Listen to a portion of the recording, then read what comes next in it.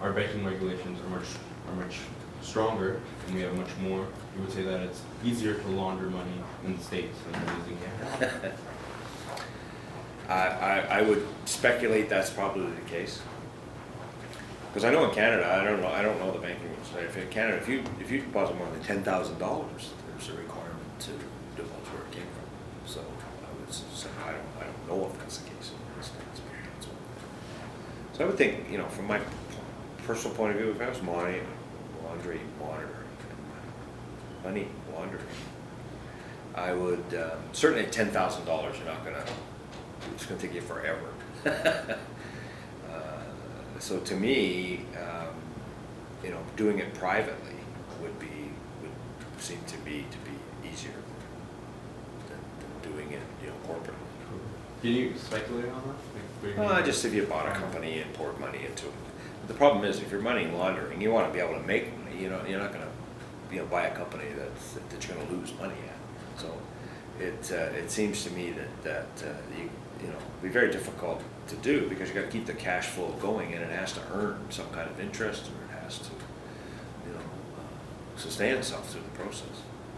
So making that connection to pouring money into the community, essentially, can laundering money benefit the society and the economy? I would say no. No? I would say no. In what regard? There's no way they can impact the community in a sense. They could make one business successful or two businesses successful, or maybe create some employment, but as I say, it becomes difficult to sustain that over a long period of time. So it's really not benefiting the community. And so going back to the benefiting the community, can you word this correctly? Can you somehow benefit the community? Can you somehow improve the community and improve the economy, or are they both liable to one another? No, you can do both. Improving the community involves many things, and it means improving the economy, improving the inclusiveness, improving the parks and rec facilities and trails and the health of the community. So there's many aspects to the community. The economy is certainly creating jobs and paying taxes for larger businesses. So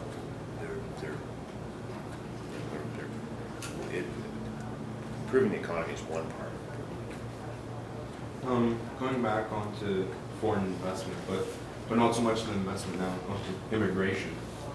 Lately, would you say that Canada in recent years has opened up its immigration more? Right. So recently I've seen that when you want to immigrate to Canada, there's like a business way now where you invest money and you can. Have you heard about that? Yes. So would you say it's not like a direct opening to laundering money, like foreign investors? It could be perceived that way. I don't think. I know the amount of money is significant, but I would think the amount of money to bring here, to open a business and do everything is still, again, someone that's trying to launder the money doesn't want to just lose it by opening a business that is not going to be successful.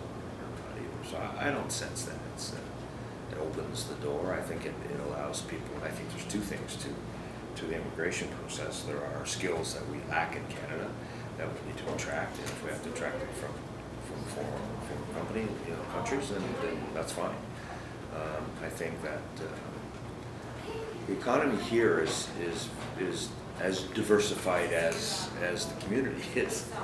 That we're not reliant on the auto industry only, or resources like out of BC with the timber and the mining, oil, and stuff like that. So we're a little more stable in that sense. So I don't think that somebody coming in to buy their way into Canada and just to lose all that money and just to get here would be, I don't think, something that do. So that investment I've heard is a pretty large amount. I understand it's like 700 or 800,000. Yeah, so like, are there no regulations, like, I'm sure there are. does the I Canadian don't- government like check where that money comes from? I'm sure it does. I don't know. I would think yes. But how? Because it's very difficult to actually, you know, that only gets you to the door, doesn't Yeah. get you in the door type of thing. So I would think there's probably, again, regulations and monitoring. Would other countries stop like the regulations though? Like, wouldn't you need to examine like accounting, like procedures and notes from the country where the person is coming? I would suggest they probably do. And Yeah. now if other countries don't. See, it's hard to know because the European Union now is very unstable, and so if you're looking for people to work and you're looking for people to, as I said, with, for sake of argument, solar panel expertise, you know, when everybody's getting on the green energy thing, you might, you know, recruit people in that area, and you may get people that invest and may follow that path, you know, but again, you're going to have to create a business that is successful and sustainable in order to maintain. If you're trying to flow money out of a country into another country so that you have access to it in a country that's deemed to be with more freedom of investment and everything, you just want to keep that money. So, you know, it's kind of opening up a losing business to flow from one, to move yourself from one country to another.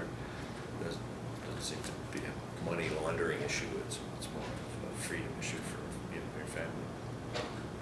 So is there a way for the government to combat the laundering of money? Like, Well, I'm sure, again, federal Other- regulations. other than the regulations, in your opinion, is there a way? Well, if it's found that, well, the criminal code would be a way, if they catch them. Like more into detail,